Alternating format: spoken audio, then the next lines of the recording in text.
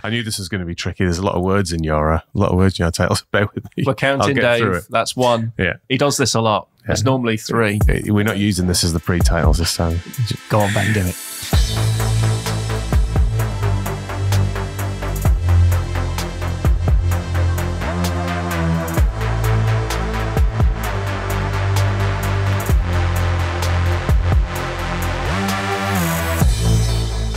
Welcome to Cloud Realities, a conversation show exploring the practical and exciting alternate realities unleashed through cloud-driven transformation.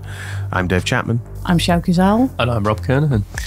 And joining us this week, I am delighted to say, is David Robertson from MIT Sloane School of Management, Horton School at University of Pennsylvania, and author of a number of different books, Enterprise Architecture as Strategy, Brick by Brick, and The Power of Little Ideas, the latter 2 books, both based on looking at the super fascinating company Lego and the journey they've been on over the course of the last few years. And from a personal point of view, I'm very excited about this because back in the day when I was at DWP, I used Enterprise Architecture as Strategy as a core text for the team that I was working with at the time. So David, amazing to see you and delighted to see you in person here in Amsterdam, where we're recording a couple of shows this week. So David, would you like to just introduce yourself and say a little bit about what you do? Yeah. So my name is David Robertson. I'm on the faculty at the MIT Sloane School. And also I have a faculty appointment at the Horton School at the University of Pennsylvania. But mostly what I do is I talk about Lego. I enjoy telling the story of the company. And there's a lot of lessons, a lot of boring lessons about innovation management and governance that you can say in a very entertaining way if you illustrate it with brightly colored pictures of toys. And so really what I do is I talk about Lego. So this is a real pleasure because Enterprise Architecture as Strategy, Dave, which I think was a first book that you wrote with some colleagues, including Jeannie Ross, was hugely influential on me back at a point in my career where I was running an enterprise architecture team at DWP, which is one of the large government agencies in London. And we used Enterprise Architecture as Strategy actually to help us create directional architecture and connect it much more effectively to sort of business strategy. So again, it's a real pleasure to talk about this with you. And I'm wondering, what was going on with you and your colleagues that caused you to write that book in the first place? So what was the moment of inspiration where you felt like you had something? Yeah, so I came back into academia. I'm kind of an accidental academic in that in age 43, I decided to move out of my career in management of technology companies and back into academia. And I reconnected with the people that had funded my PhD, the Center for Information Systems Research at MIT, and connected them and started talking about things that we could do together. And they were interested in really understanding architecture, that it was a critical issue. It was occupying the minds of business leaders as well as CIOs everywhere. And I started doing the European side of the research, and they did the American side. And we found that there was really a set of crucial business issues around architecture. And so we decided to write the book Enterprise Architecture as Strategy as a way of really helping enterprise architects talk about architecture from a business standpoint. In more than one company, we went in and we asked them, when was the last time your management team talked about architecture? And they said, well, does the security of BlackBerries count? And that was it. Yeah, I mean, BlackBerry, of course, well known for pushing forward an organization's enterprise strategy. When you look back at that period now, what are your big takeaways still from that book? Well, that architecture can prevent strategy, and often does. That we found a lot of companies that just couldn't execute their strategy. And because of that, they ended up firing their CIO when the issue was much deeper than that. We also found companies that had managed their architecture very effectively. And they'd done that by including architecture transformation in every business project and said, you know, if you want to accomplish this business goal, you can do it in a way that puts us further behind and makes the next goal harder, or you can do it in a way that makes the next goal easier. And there's really no cost difference in those projects, but let's do it the right way. And so they were able to make architecture transformation happen in a way that was really business driven. So there was just enough architecture transformation to support the business initiative. And then we also put a framework around, different architectures. How standardized do you want things to be across the organization? How integrated do you want things to be across the organization? And where do you want to end up without a value judgment at all? That's in some cases a very chaotic open architecture is the right thing for a diversified conglomerate to have. It doesn't always have to be whiteboard coherent to actually have value. I think one of the things that I think AWS talk about sometimes is living with inefficiency, because actually some of the inefficiency can actually drive greater innovation and greater efficacy. Absolutely, yeah. And my role really on the book was to help do the research, and I learned a tremendous amount from Peter Weil and Jeannie Ross, who are really the drivers of the book. But my unique, I think, contribution to the book was the pasta theory of enterprise architecture, that you could see architectures as different types of pasta, that many companies had just spaghetti architectures, where things had grown up very organically, and it was a mess, and if you just pulled one strand... Yeah. Or you could say explosion in a spaghetti factory would be more accurate. But then if you're able to make the next transition, it would be to lasagna architecture, where you'd have layers, and you'd have some standardization of layers, but then maybe some mess within the layers. But where a lot of companies wanted to get to was ravioli, which was more of a service-oriented architecture. We'd have modules that could be connected in different ways, that could kind of slide around. And each of which are the perfect forkful. That's right, yeah. And that, then would give you the agility that you wanted. It's a lot easier to eat ravioli than lasagna or spaghetti. And that concept of the composable architecture, we've been chasing it for decades. And I think now with cloud, we're starting to get to a point where assembled architectures to get powerful results. COVID showed that you can do it now, and I think we've hit a maturity curve where actually they are achievable, whereas previously it took an awful lot of base engineering to get you to a position to make a component reusable, and now we're in a much better place with cloud. So I think there's been this, it still stands true today as the way you should architect. It's just the technology has come to a point where you can actually do it quickly. It's caught up. It's caught up, absolutely. And you need to do it that way. Yeah. Because otherwise it's never going to work. You just don't get the pace either, do you? Nope. But I think that one of the core issues that we identified in the book is still just as relevant as it always was, which was about governance. That if you don't have some kind of central organization that's thinking about this, and you don't always need authority, but you do need influence over the business decisions that happen. And if you don't have that, then you end up with spaghetti. I mean, it's always going to happen that way if it's not managed. So as fascinating as a subject of architecture and governance are, and I know, Rob, you're very very passionate about both of those. How on earth do you get from looking at what some might say the important but slightly dry side of IT and IT planning and taking things forward, to looking at innovation at Lego? What's the bridge between those two things in your head?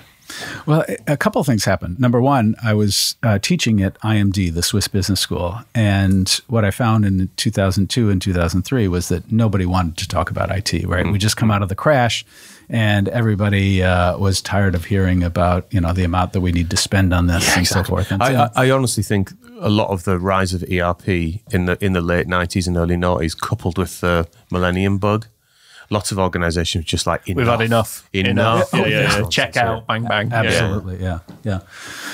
Including Lego, by the way. But I started really thinking about innovation. And I started thinking about it because, number one, there was no demand to talk about architecture. But number two, it was a dispersed company-wide effort that needed to be managed centrally, but wasn't always the responsibility of a central organization. In fact, companies that think of innovation as happening in a central innovation unit often are not very good at innovation. That mode of innovation of, we've got a special room on the second floor and it's got grass on the wall. It helps you be creative. With all the Post-its you want. Yeah, exactly. Exactly. Yeah, that's how innovation's Post-its. driven. Yeah. No, I see innovation as more like a blacksmith's forge most of the time. It's like you got to roll your sleeves up, and it's a sweaty, difficult endeavor, and you've got to push hard, and it's not a clinical or necessarily even super creative exercise a lot of the time. Yeah, and if you don't manage it, then you end up with very incremental innovation. That a lot of processes and structure about innovation are really trailing indicators of innovation success. And what I mean by that is that we tend to innovate tomorrow the way we innovated yesterday, and that tends to lead us into commoditization of our products and services. That we tend to organize and hire people and reward people for doing pretty much the same thing again and again and again, but our competitors catch up with us. So I thought the idea of innovation governance was something that wasn't being talked about, and I just spent a lot of time thinking about architecture governance. And so I was going to write a traditional business book about innovation governance, and it would have, each chapter was a different case study with a different point and piece of the framework, and it comes to the thrilling conclusion in chapter 7, bringing it all together.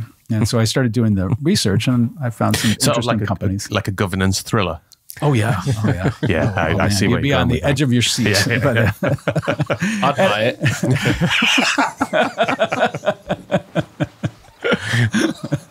But ING Direct, I thought was a wonderful story. I did the chapter on Lego, and I saw this company that was doing some really interesting things with innovation. They'd just come out of their brush with bankruptcy. We're now in about 2007 or 8. And they'd really come out of it, and we're starting to grow, and we're doing some really interesting things. And I did a case study on their turnaround. And the executives I taught at IMD really seemed to respond to it. And I realized that Lego let me say some really boring things in a really interesting and fun way, right? When you talk about innovation governance and roles and responsibilities and things like that, but you illustrate it with brightly colored toys that everybody remembers loving as a kid, then they're willing to stay with you. The notion of what that company does as a living is exciting and creative by definition, isn't it? So there's a really good parallel between their product and innovation as a practice.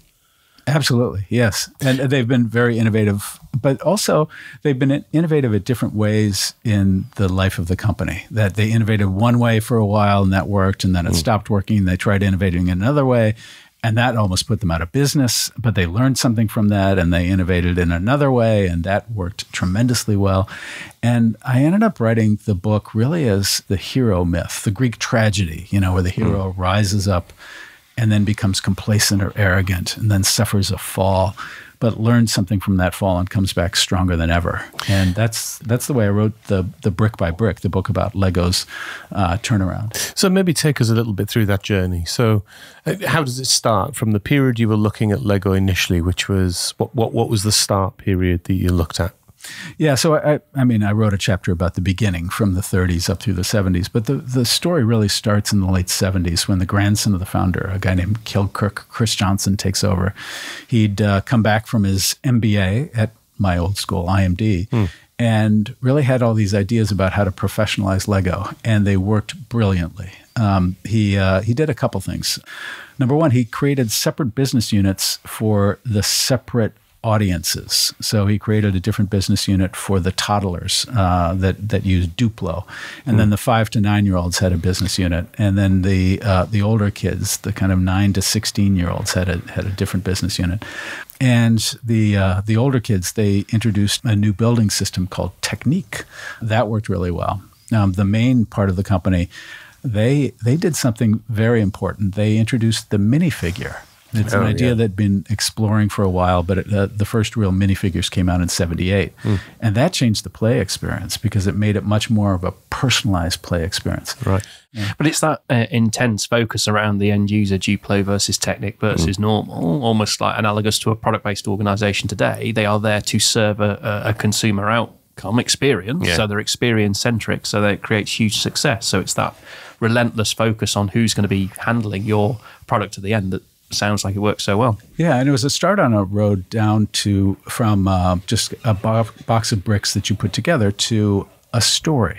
You know, a situation. They introduced the first fantasy sets in 1978. There was a space set and a castle set with, you know, good guys and bad guys and doing battle against evil. And that launched them on a 15-year period of 14% annual growth. And it was really just making a better box of bricks, a new play theme. They came out with pirates and Wild West and robots and things like that.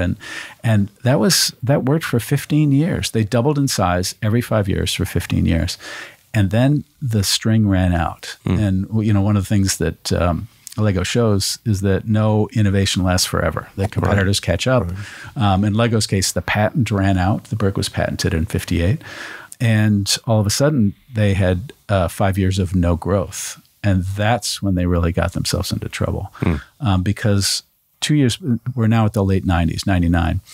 And 2 years before, in 97, a Harvard Business School professor wrote the book, Clay Christensen wrote the book, An Innovator's Dilemma, about how disruptive technologies could change the fortunes of companies. And what he used examples from digital photography and steel mills and disk drives, and showed that digital technologies, electronic technologies, disruptive technologies could initially seem not very good and be ignored by the company because they really only took away the lowest profit customers. But then technology changes a lot faster than customer needs. And all of a sudden, they're taking over the market. And if you're Kodak, you're out of business. And Lego became convinced in the late 90s that they were being disrupted.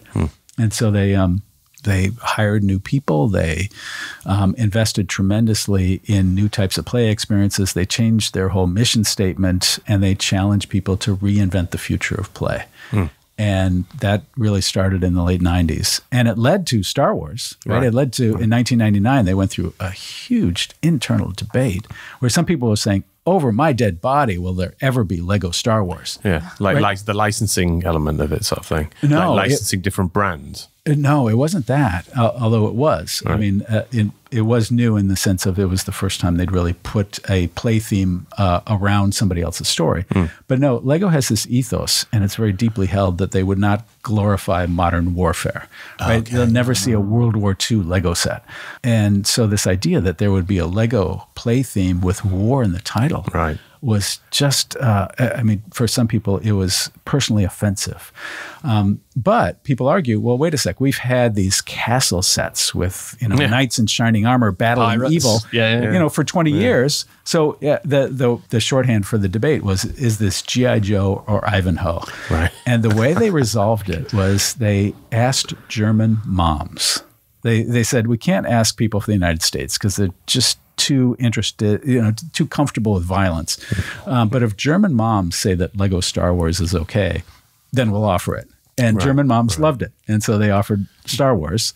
And it actually was one of the reasons they almost went bankrupt in 2003. And I'll get to that in a second. But they came out with all kinds of new play experiences, digital, electronic, and I could go through them all. But some of them weren't very good. Some of them were good, but not very Lego-y. So they came out with some electronic toys for toddlers that were, I think, actually pretty good toys, but nobody believed that Lego could do it. Nobody wanted it from Lego. You know, the brand just didn't allow Lego to do some of these play experiences. And so they ended up getting a lot of their profits. And by the way, one of the key things is that they did an ERP implementation that was a failure in 99.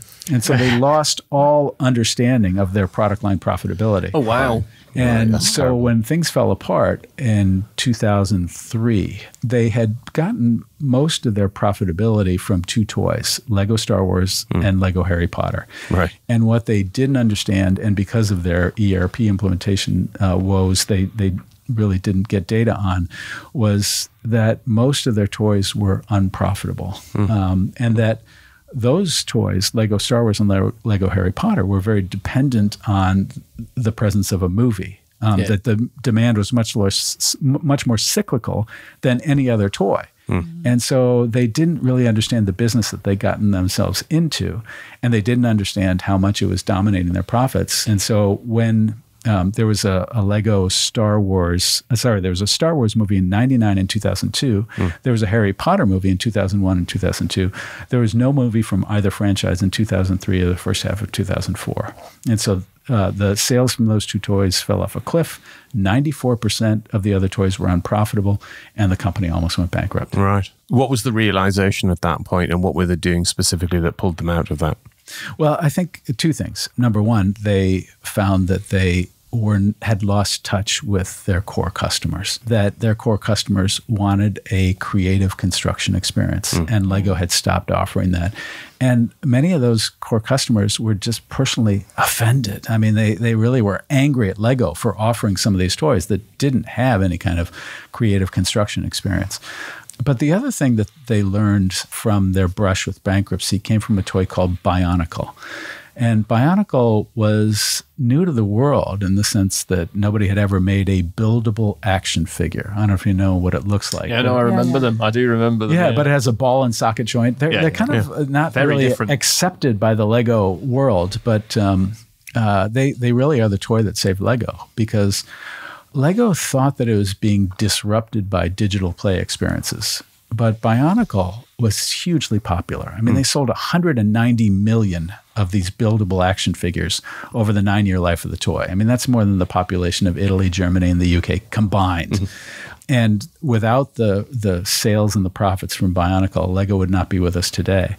But what they found was that when kids played the Bionicle video games, when they watched the direct-to-DVD movies, where they played with the digital parts of the Bionicle toy line, they wanted more boxes of plastic pieces, not fewer. In other words, the digital didn't disrupt, it complemented. Yeah, absolutely. And that's been Lego's formula really ever since, that it found that if you want to tell a story through a box of bricks, then you've got to have other ways of telling that story, be it a TV show, be it a comic book, be it more recently a movie or a physical play experience. You've got to find ways to tell that story, and you can tell those stories in very profitable ways outside of the box of bricks. And so it's this virtuous spiral where you get more and more people coming to your theme parks, more and more people buying the video games, more and more people going to the movies. And every time they do that, they buy more and more of those boxes of bricks. So returning to your jumping in point to Lego then, which is an interest in innovation governance, you've just taken us a very compelling journey of Lego over the last 30, 40 years. What role was innovation playing in some of those pivots? It sounded like some of them were intentional pullouts of difficult situations, and others, there was a circumstantial situation where they almost accidentally discovered certain things. How does the innovation thread wind through that in your mind? And this notion of innovation governance, when did that come in?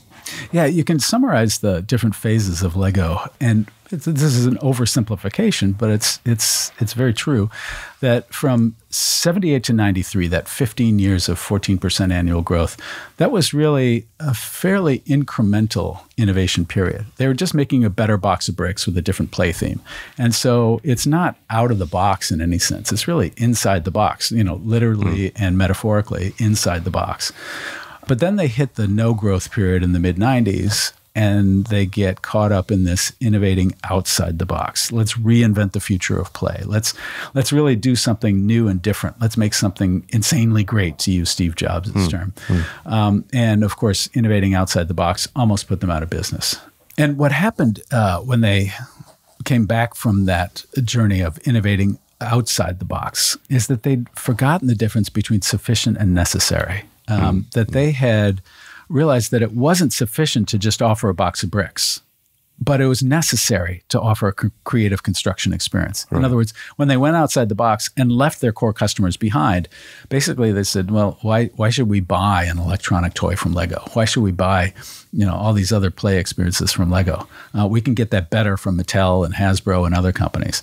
When they came back to the brick, and started innovating around it, telling stories through comic books, through events at the Lego store, through theme parks, through TV shows, through movies, etc. That's when people came back to the brand, and that's when sales took off. They had 8 years of 24% annual sales growth, 36% annual profit growth from that new strategy. And so it isn't innovating inside the box, but it isn't innovating outside the box. It's innovating around the box. And to your question about governance, you govern those completely differently. That if all you're doing is an incrementally better version of your current product for your current customers, that's very easy governance. Companies know how to do that quite well. If you're innovating outside the box, then of course there's much less governance needed. You're encouraging people to do really great things and you're funding them. Lego was very lax in terms of its controls about, is this a profitable toy or not? Let's experiment, let's do something, let's see what comes out of it. And Bionicle came out of that, and it was a tremendous success, but there was many, many more failures when you just challenge people to do great things and not worry about the cost. When they came back inside the box, the challenge was that it changed the role of the product manager pretty significantly. Right. In fact, to call Lego's product managers that term, I think, is to understate what they do, because they have to think about not just what is the product, but how are we going to promote this through events at the Lego store? What kinds of things are we going to do online to support that? It's total experience, isn't it? Yeah, it's the thing about what is the total experience across all channels, all mediums, what's physical, the new ride virtual, at the Legoland theme park, et cetera? I mean, you really have to think much more broadly. You're a solution integrator. You're not a product manager. And that's a very different form of governance of the innovation process. How did they actually organize around that? Were they setting up like monthly innovation steering groups, like the practical mechanism of actually governing this stuff? Because it seems also to me that the outside of the box innovation governance, though you're right, you want that to be more freeing and you want it to be something where they're discovering new things, but actually that's going to result in much bigger decisions for the organization. Yeah, and so they went through different. It's a complex question to answer because depending on what year I'm talking about, I'd have a different answer for you. But where they ended up was they ended up creating this thing called the innovation matrix, which I really like. You could also call it really the business canvas matrix.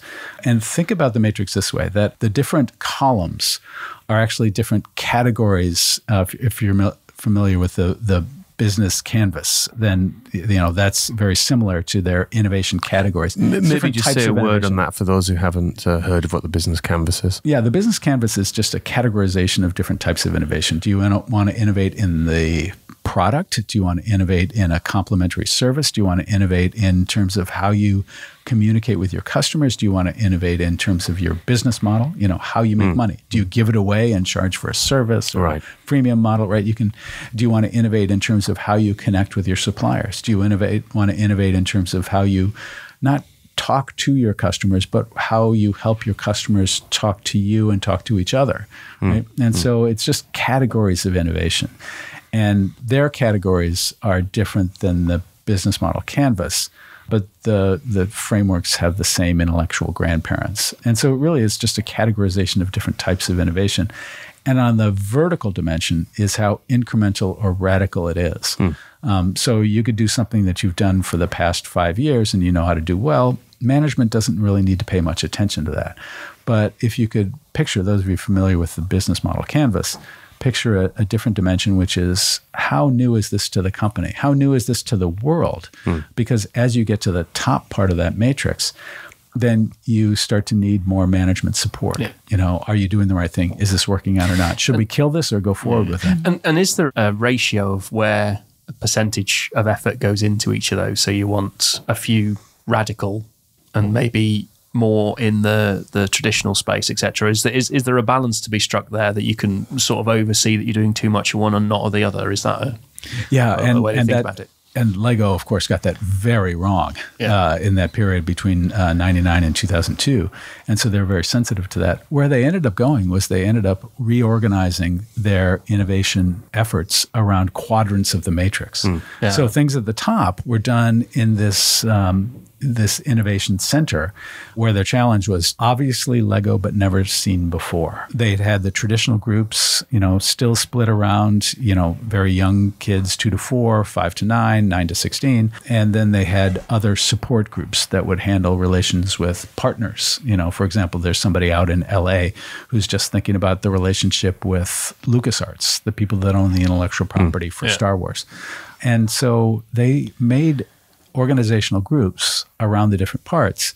And that made it easy to form the governance organization, which would be the management group that would review the efforts of the different product managers to make sure that they had the resources they needed from the different parts of the organization to accomplish the goals that they'd signed up for. Right. So they had their innovation tracks split as a result of that matrix, and then governed the innovation tracks differently?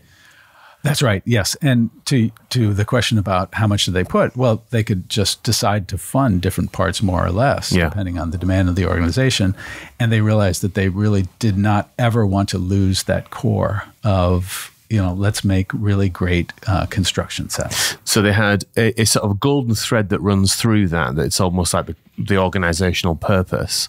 They had a series of different innovation tracks running for the different types of innovation they're doing.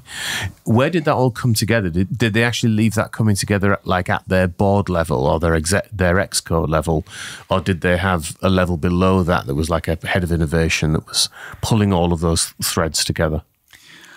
Well, I think the company was much smaller then, and so that they were able to have a couple of people at the board level who were just the management board level, not the board of directors level, who were able to really communicate this strategy that we are going to really think about what these kids want and build the stories that will really excite them and make them want to play in this world of Lego.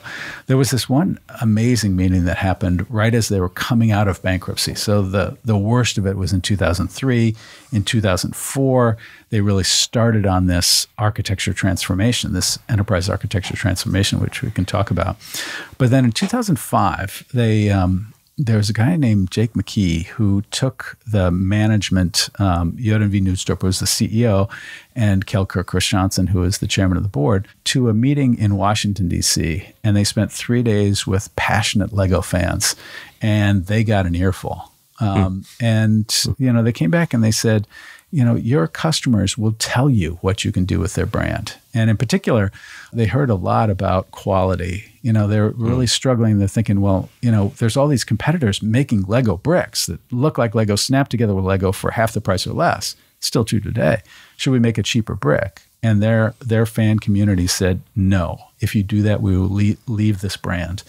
The other thing they learned was that you need that creative construction experience. And then the third thing they learned was related to the dark gray color, the scandal of the dark gray, that they had done a supplier consolidation. They found that Lego had more suppliers than Boeing did. And it's because during that experimentation period, anybody could go out and say, buy a different color resin from a different company and buy something else from another company. And they found that there was just too many different vendors out there. So they did a rationalization of the colors. But think if you were somebody who is starting in 1999, had been investing thousands of dollars, euros, or pounds in Lego per year. And then all of a sudden, the dark gray color changes and you can't combine your sets together. And so they learned the importance of consistency. You go and you throw all the Lego on the floor and you build it, but it doesn't quite look right because it's all different colors and higgledy, and it can be frustrating. Yeah. You sound like you're scarred personally from that. I'm with him, He's been through that. Yeah. And he's built the Millennium Falcon, which to me just does look like 10,000 grey bricks. It's a fascinating thing to build that. It takes ages, but it is. You stand back, you build it. It's the creative experience. Yeah. That's the bit I love. And then I never touched it again. Yeah. All I wanted to do was that 9 hours of build. And then that was me done. And this goes to the point, which is the core thing, is I wanted to be the creative. Experience. Yeah, the experience of building it. Yeah. Didn't play with it. I mean, to that point of consistency, when you ever get a similar sort of kids set, not necessarily one of the ones that use the sort of Lego block, but any other type of kids set that comes with some building instructions. And that's more like getting instructions on how to build a wardrobe. Like they're awful. Yet then you go to like Lego's books and building extremely complex things. Their instructions, which is, often when you look at the end point of the Millennium Falcon, it's like a deeply detailed, quite giant thing that you've built. But actually each step of the way was so beautifully documented and so consistent in how it was documented that it gives you a buzz of experience. Absolutely, yeah. I mean, my favorite Lego kit of all time is the Aston Martin DB5. Ooh. Just a stunning piece of engineering. You don't realize that you could do that with Lego pieces. No, it is good. Yeah, I may well have built that myself. It's good stuff. So looking at that then in the book Brick by Brick, you went through that journey, and then you went on to write another book inspired by Lego called The Power of Little Ideas. So what was it from your first experience looking at the organization that inspired you enough to go on and dive a little deeper? Well, it was teaching this to executive groups and talking about it with a variety of different groups. And somebody said, well, okay, that's great, but we don't have the luxury of a crisis. I mean, Lego had the luxury of being almost bankrupt, and it's hard to understate how close they were to bankruptcy. And that has a marvelous focusing ability and makes people willing to change.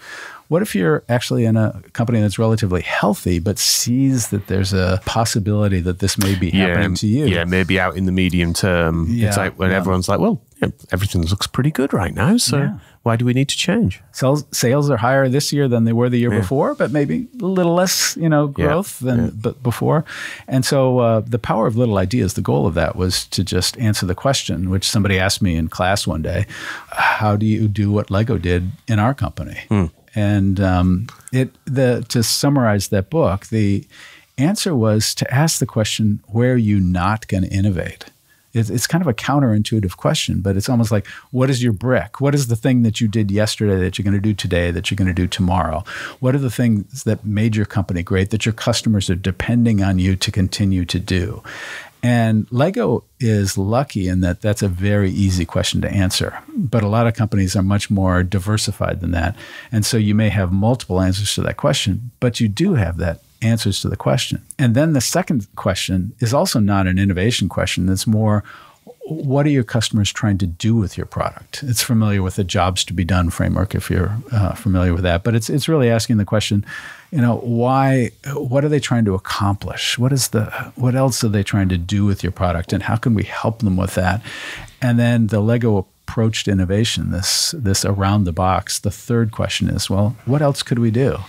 And it may not be us, right? It may be that we're partnering with outside companies. It may be that we're investing in an acquisition. But what else can we do to help customers get more value from our products? And for Lego, the answer to that was, events at the Lego store. It was comic books. It was TV shows. It became movies. And then, of course, these theme parks and discovery centers, which led to a major acquisition by the company in 2019.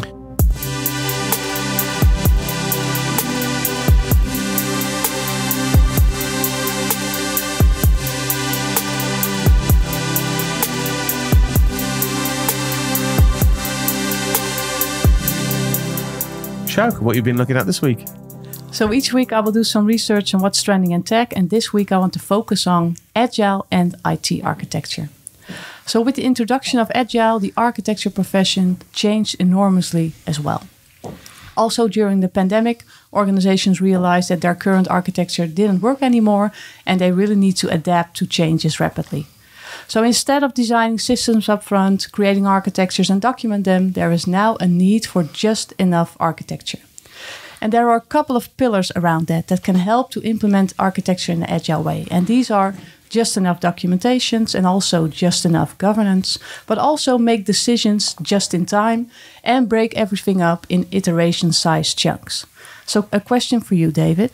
How is Lego using architecture nowadays? And does this also connect to agile architecture?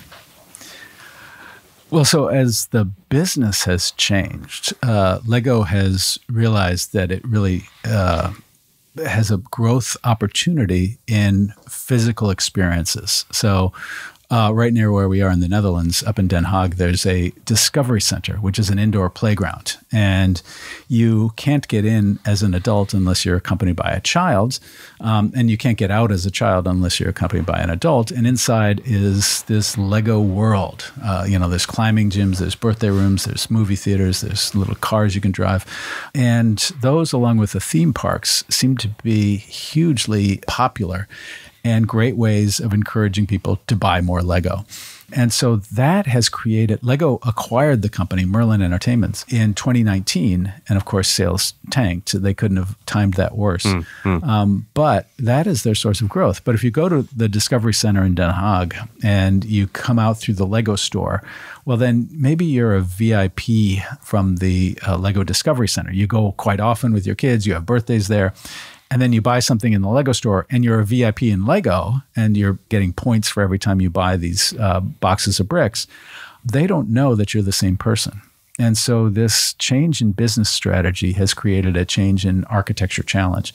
And they're really struggling to, it's not so much agile, it's kind of getting an integrated view of the customer, that they really need that. And how are they actually getting after that then? So if I understood that correctly, they've got physical environments, digital environments, physical products.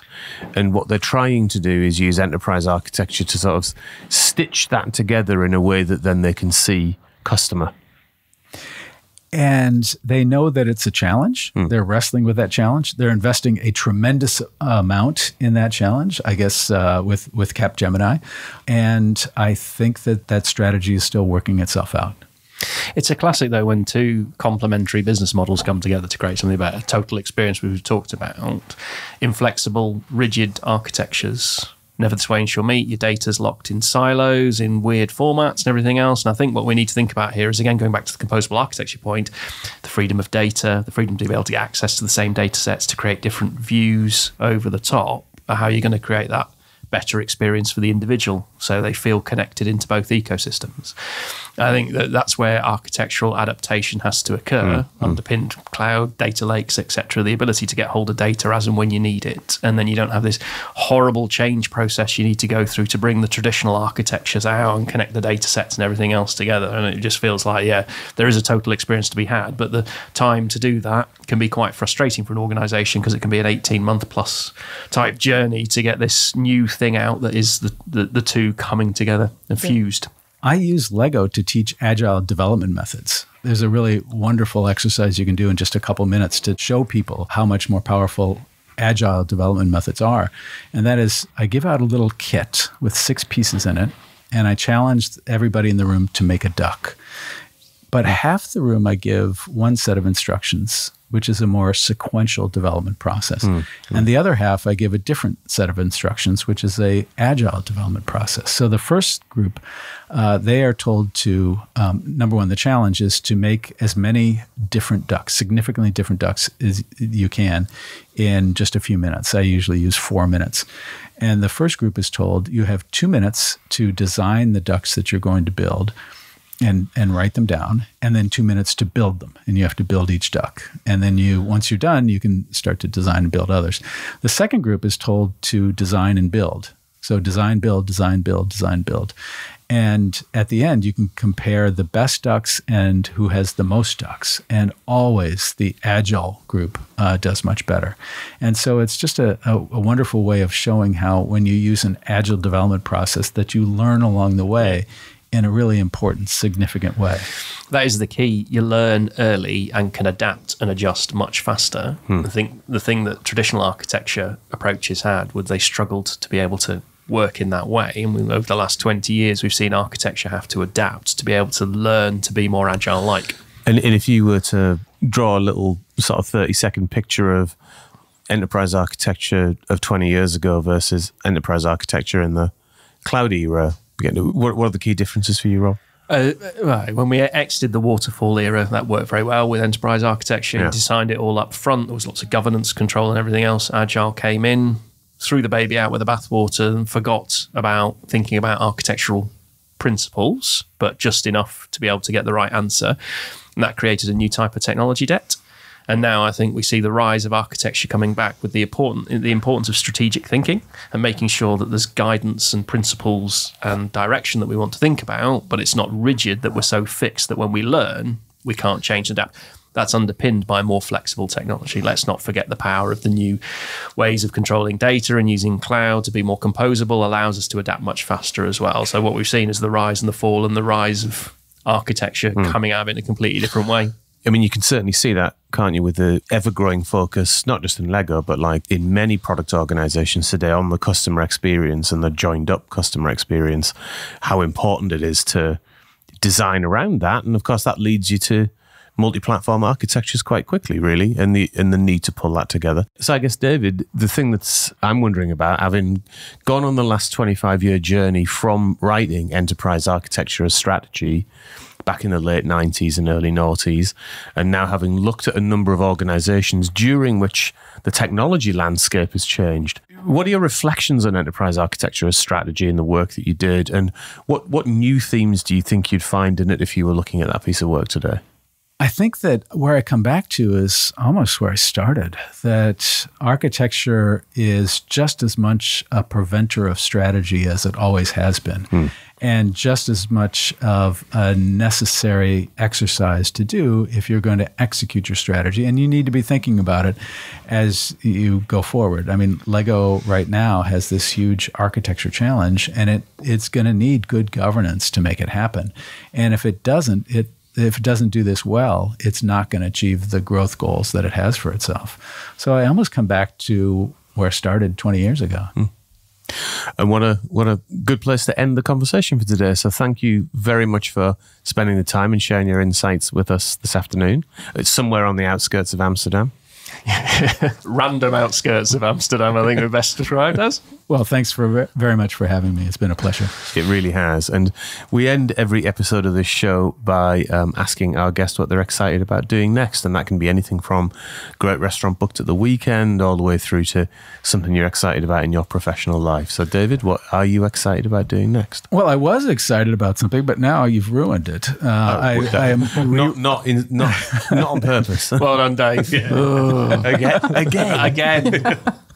Oh, is this a theme? Yeah, Dave ruins everything. That's the... No, I am working on the next version of the Lego book. I think where they're going now is just as if not more interesting than the book I wrote 10 years ago. But now you're making me think that a more interesting book to rewrite would be Enterprise Architecture as Strategy. That really what's happened technologically as well as organizationally and strategically, it makes that book just as important now as it was then, and significantly different now. Yeah, I think the world's a different place and technology is a different place. Tooling's got a lot better as well, so you can do so much more. So yeah. So thanks for nothing, Dave. But we will look forward to volume 2 of Enterprise Architecture Strategy. I will definitely read it when it comes out. Son of Enterprise Architecture. So a huge thanks to our guest this week. David, thank you so much for being on the show. To our sound and editing wizard Ben, and of course to all of our listeners.